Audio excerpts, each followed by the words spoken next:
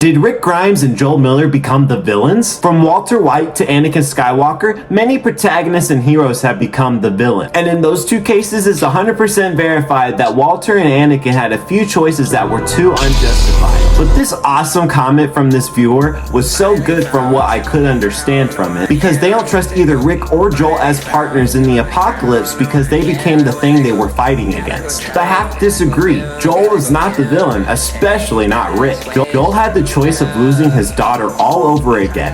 After losing Sarah, Joel and Tommy had to look for any kind of happiness that was left in the world, and that eventually went well for both the brothers. But after what happens to Tess and Tommy being gone for so long, Ellie is the only real family Joel has left, and the last thing he would want for Ellie is to live a short life like his first daughter. When it comes to The Last of Us Part 2, Season 3 through 4, you can view him as a villain in that case. But in reality, there was no guarantee that Ellie's sacrifice would have created the vaccine for sure, and it doesn't change the fact that the entire planet is 20 years into cordyceps-based environment. There's no cure for that. This only stops the increase of more clickers. This doesn't defeat the threat or prevent their mutations. And I'm really wondering, how did Rick become the villain? Most of the time when Rick flips to savage mode, it ends up saving his people. Did Rick make mistakes and lost people on the way? Absolutely. And those were mistakes. He messed up on that. But there's also an argument that many moments in the series, Rick didn't go hard enough, and that's what ends up getting his people killed. And if he went savage, he would have prevented more loss. Especially when I think of what happened with Shane. Rick went out of his way for 30 plus people for over a decade, and even respect the wishes of his son to spare his greatest enemy for peace. Now when it comes to did they have to turn into the bad guy, I absolutely have to agree. But that's obviously just a byproduct of their environment and them wanting to survive, something we all can understand.